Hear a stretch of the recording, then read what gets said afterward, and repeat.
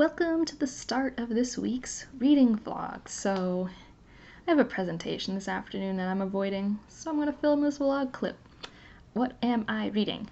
Baptism of Fire. I'm about halfway through, and yeah, Geralt and Dandelion might be in some trouble a little bit. Like I said in last week's vlog, I'm liking this so much more than Time of Contempt. If you don't know, I have really enjoyed the series so far. I thought the first two short story collections are great, fun monster short story collections. Like, I really love watching Geralt hunt monsters and, I don't know, see him as a human, even though he doesn't really see himself as a human. I just think Geralt's really cool.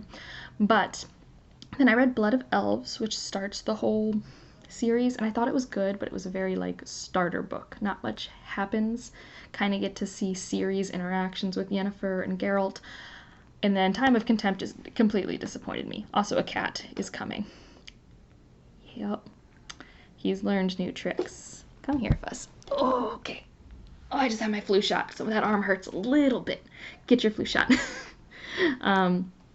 So I'm working on that. It is good. And I'm also, Empire of Gold is so good, guys. Oh, it's so good. But poor Dara.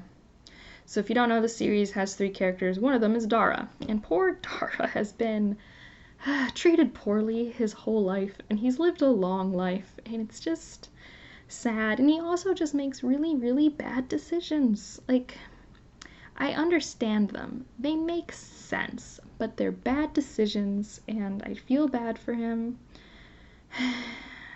Yeah. That's where I'm at in the book right now, is poor Dara. I only have 30% left, so I'm hoping to finish it this week because I kind of need to know what's happening. But I primarily listen to that on my commute, and I don't go into work every day because you shouldn't unless you need to, and when I work out, and I don't work out every day. So, but I did listen to it this morning while going to get my flu shot, and poor Dara. Poor him. And Nari and Ollie, they're all having a mediocre time. Probably stronger than mediocre. What else am I hoping to read this week? Because I have other hopes. So I'm not reading this entire book that I'm about to show you, because I'm not. But Edgedancer is in this. And this is the only copy I have. I don't have a smaller version or an ebook version. And in case you guys were wondering if Sanderson is capable of writing a short story, well, yes, he is. But I wouldn't say Edgedancer is a novella in the strictest sense. Let's see. It is about this long. I have read books shorter than that, although there's some cool art. That's Lift, the main person in this story. So I want to read that, but I also need to read Shade City this week. There is a live show on Saturday that I am not prepared for because I have read 0 pages. So if I really like it, I think I can read it this week. And if I'm not really meshing with it, it probably won't happen. But those are the things, and now I need to stop procrastinating and work on my presentation. It is a floofy hair day, but reading thoughts. Finished Baptism of Fire since we last chatted, and it's really good. I really like Baptism of Fire. It's my second favorite book in the Witcher series, and I really want to watch the show again, because I just kind of want those vibes in my life. I don't know, I probably will before the end of the year is up. I kind of just don't want to rewatch it too soon, because then I don't know when the new season's coming out. I don't know. This is a tangent, but I really like Baptism of Fire. I think I talked about it a bunch in the last vlog, so I'll just put that up there, but just really enjoy that series. And I also started, like I said in my TBR, Once Upon an Eid. I read the first story. It was really cute. These are definitely, I think, more like children or middle grade stories, but the first one was called Perfect, and it was about, God, what's her name? I can't remember off the top of my head. Hawa, Hawa, and she is of 2 backgrounds, African-American Muslim, and I'm trying to find the name of it because otherwise I'm going to say it wrong. But she's from the Bronx, and she gets to spend Eid with her dad's side of the family, which is the more African side, not African-American side. I'm Mandinka. And she feels very insecure because they don't know the language, and she feels like her cousin's perfect, and it was just a lovely heartwarming story, and it's very relatable if you're from two cultures and if you don't have the language. There's always this barrier. Like when I used to go to Venezuela as a kid, like I didn't know Spanish, but my cousins would like know English, and I don't think I ever felt insecure about it, but there's always this sense of catch up, like, there's this disconnect. I also, so I've been reading Jade City. This is not the library copy. I bought Jade City and Jade War in hardback. Yeah, I should tell you that I'm liking it. Yeah. Jade City is great. It's like a fantasy soap opera with gangsters for me right now. So we have these 3 siblings that are part of one of the gangs in this part of the world, where you're part of this gang if you can wear jade, and jade gives you power, but only like a certain amount of sensitivity can wear jade.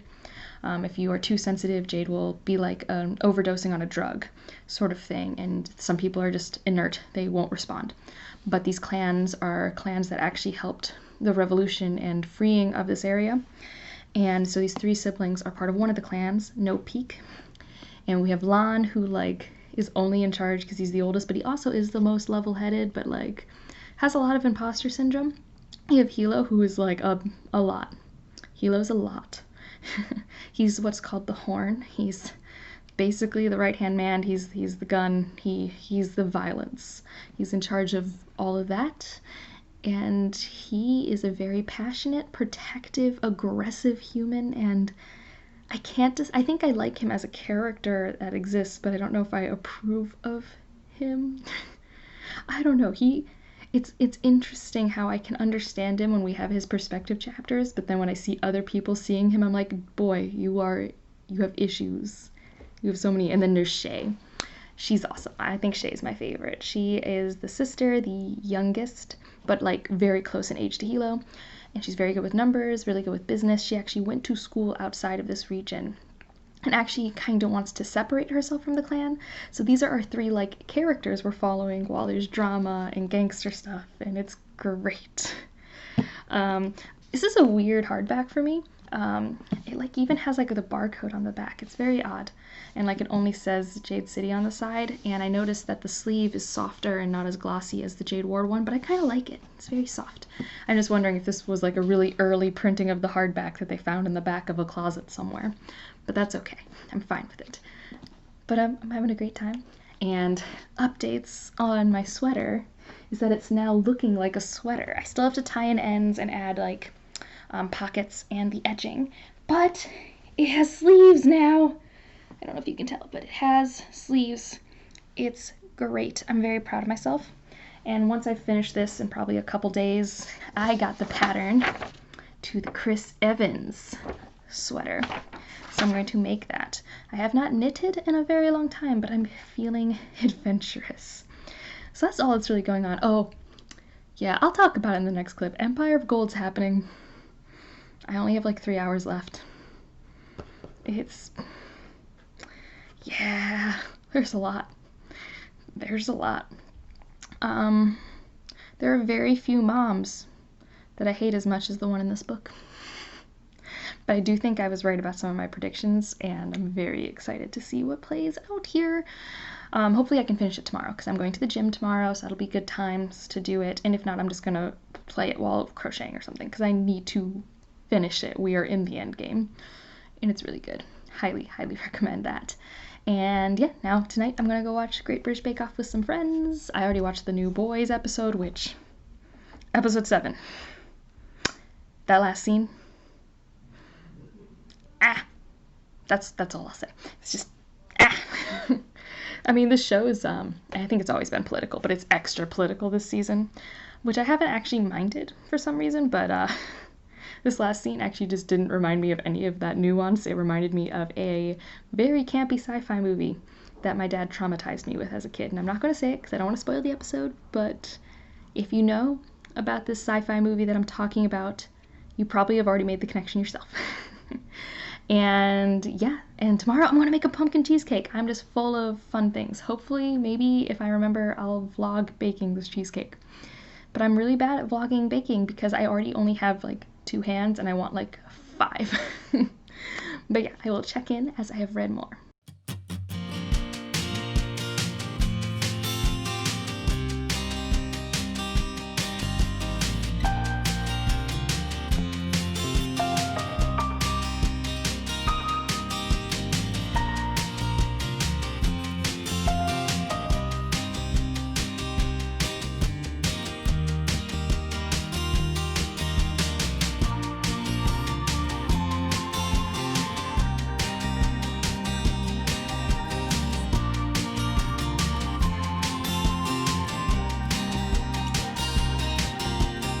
So, before I get into the vlog, I just wanted to show you guys the cool cardigan I made. It has pockets. I'm very proud. I've never made clothing before. So with that, let's get into this end of the vlog clip. Sorry for all of that moving. All right. I don't know if I talked about this in a previous clip, but I've been reading Once Upon an Eid, and so this is my short story anthology for the month, although I might finish it about halfway through the month and pick up something else too. But it's really great. So these are definitely middle grade children stories. I think middle grade. I feel like if I'm remembering my reading level, I would have had to be, I want to say 3rd or 4th grade. Maybe kids are smarter now, but I feel like this is I needed to have some grammar lessons. And these are stories of different children, different Muslim children celebrating Eid, which is something that happens after, I believe, every Ramadan. I might be wrong, and if so, I'm sorry. She actually has a section at the beginning that explains Eid, so that's really cool. Just she didn't have to do that, but it's nice that she did. Let's see if I was even right. Oh, it means joy. That's really cool. Yeah, Ramadan. All right. So I've read about that far using my boyfriend's wonderful library card, expired one. So, yup. And I've loved it. I've absolutely loved it. It makes me nostalgic and excited for the holidays. This is not a holiday I've ever known about or celebrated, but it's so relatable, all these stories. You have kids who the holiday's not going as they expected, as a kid who went through divorce, that definitely happened a lot. Not saying that there's necessarily divorce in these stories, I'm not sure yet, but the whole idea of this holiday's not going the way I want it to, but it still ends up being special. I think I mentioned in a previous clip about the one where the girl doesn't know the language of half her family, which is super relatable to me. And let's see, yeah, I think the one there was 2 that are about food. One's about making the traditional brownie for Eid, which if you celebrate the holidays, you have your traditional foods, and it's very important, especially when you're a kid and you're given responsibility. And this other one, they collect donuts, and I don't know, they're just so wonderful, and I'm really enjoying it. I don't know, like I said, it just makes me excited for the holidays, even though this year this holiday season is going to be really different for my family. It's still we made plans for Thanksgiving that we all consider safe, but still everyone's gonna have fun and see each other. And that's how I feel. I mean, this was written way before the pandemic, but some of these stories are yeah, sometimes the holidays aren't exactly what you plan, but that's not what makes them important or special. And yeah, so it's really good. I finished Empire of Gold. Oh boy. I really liked it. Yeah, it was a great ending. It's a 10 out of 10 ending. Just all of the reveals, how everything paid off, how everything wrapped up. I don't know, it felt really good. It felt like a great ending. I was talking to one of my friends, I think her channel name is Cozy Reads or Cozy Reads Afternoon. I'll put her in the description down below. She's also a scientist who does research and actually has a video about what it's like doing research in Seattle during COVID. So if you were all curious about that, that was a cool video she put out. But we were talking because she only gave it 4 stars, and I'm like, it's a 5-star read. And I was like, well, what makes it not a 5-star? Because I mean, 4 is still, you love the book, so it's not like she hates it. And there are a lot of complicated politics that were brought up in the first book. I think that was actually one of the things that I did really like the most when I finished City of Brass. I'm like, I have no idea where we're going from here. I have no idea how we're resolving this. And you kind of shift from this whole, it's just complex situation to gotta get rid of the bad person sort of mentality, if that makes sense. Although I do think that there's still implications that things are messy and everything's not going to be back to normal. And a lot of times, a lot of political differences can be not solved, but made easier when you have a common problem or enemy sort of thing. So I didn't like find that shift in tone an issue, especially since I just felt the characters were really always true to themselves. I think it would have been really easy to make the characters act in ways that wouldn't have been honest to what they are. And then I started and ended Jade City by Fonda Lee. I don't know if I talked about this in the last vlog, but I bought both of these. And if you do buy the hardcovers right now, the hardcover of Jade City is going to be in matte, not glossy, and it will have a different naked cover than the original. It'll be gray. I'm not upset about it. I was just very confused. But Fonda Lee's even tweeted about it. It's because they're doing like print on demand. I'm sure it has something to do with cost and COVID and everything. I'm very happy to have it though. I finished it. Holy moly, I have so many thoughts. Yeah, it's good. If you like mafia dramatic TV shows, this has to be something you like. Like, if you liked House of Cards and stuff like that, it reminded me of that a little bit. I really liked the magic and how it was explained. I liked being in the perspective of every character here. Some more than others, obviously, but I was never like, oh, why are we following this person? I mean, maybe a little bit because there were some side people that weren't main point of views, but we needed to see them to see what's happening politically.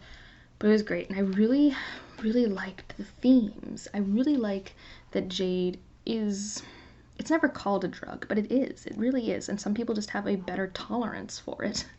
And the people who have a better tolerance get to use the powers without bad side effects. And I really like how we explored that connection with Jade with different characters to different extremes.